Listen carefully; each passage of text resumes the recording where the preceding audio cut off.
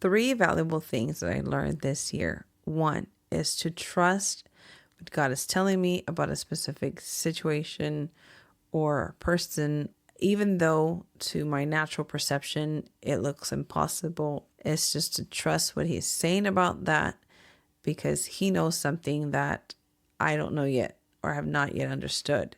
So this is something that I knew intellectually, but it's something that I understood once I experienced it. Things might look one way in the natural that are going to shift. If God's telling you, trust it.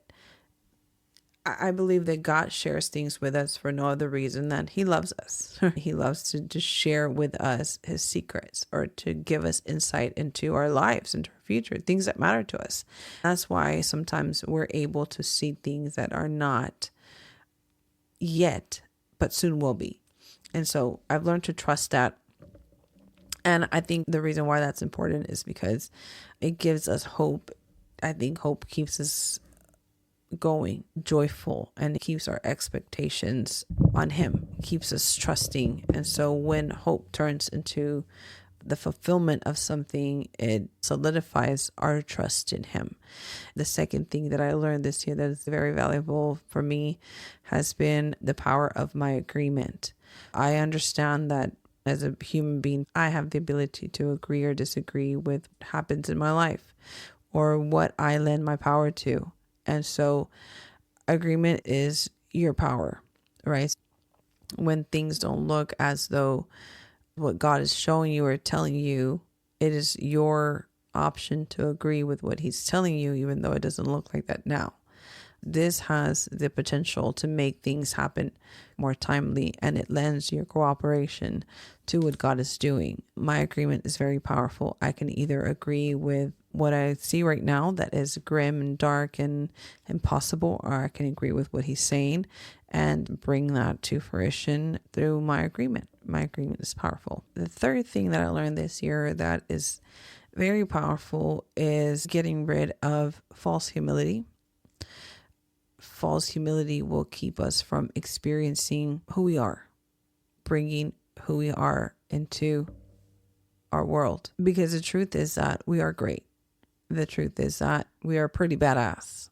And when we have this false humility, it impedes us from accepting that and from living in that. And so when we get rid of that, we're able to bring the fullness of who we truly are to the moment and to our place, our space, to our metron, to our spheres of authority, where we operate that thing that God has given us governance over.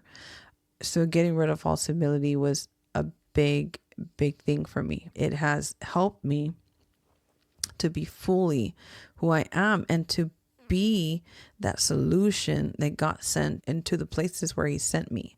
And I could say that with confidence. I know that I carry breakthrough. I know that I carry freedom for people. I know that I carry revelation. And so knowing these things and accepting these things help me to be that. And it's not for me, although it helps. I think a lot of times we experience who we are for our personal breakthrough, and then we are able to bring that to others. I believe that who we are is not just for us, it's for others. It's for us to help other people, to bring solutions to society where it is needed and where we are called to advance the kingdom. And in that way, we continue to advance the kingdom. The world keeps getting better. And so those are the things that I learned this year, to trust God, what He says, and to lend my agreement to what He's saying, not just about me, my life, but what He's saying about my children, those people who He's entrusted me with, and those spheres of authority where that He's given me, right? And then accepting who I am and walking in the truth of that so that I can make the most impact. Let me add a fourth thing I learned this year and hope that it might help you guys. And that is that you have the permission to change. There's this false belief that once we believe something, That's it. We have to create everything and find evidence to prove what we believe, even if we have to twist it or manipulate it. In reality, we are free to change our minds when new information comes in. We are free to change our minds when we're exposed to different information or to new information. I'm not saying we are easily swayed, but we need to be open to the possibility that we could be wrong. While we know a lot of things, we don't know everything. And so be open to new information and to the probability that your mind could be changed. Change is good. Change is a part of transformation. Change is a part of the renewal of our minds. I don't think the same way I thought last year. Thank God. I don't think the same way I thought 5 years ago. Thank God. And now, because I have changed and I have transformed and I have renewed my mind in many areas, I can be for others who I needed 5 years ago. And so that's just a bonus that I wanted to add. Maybe the fourth thing that I learned that I'm taking with me into the new year, and I hope you will too. Goodbye.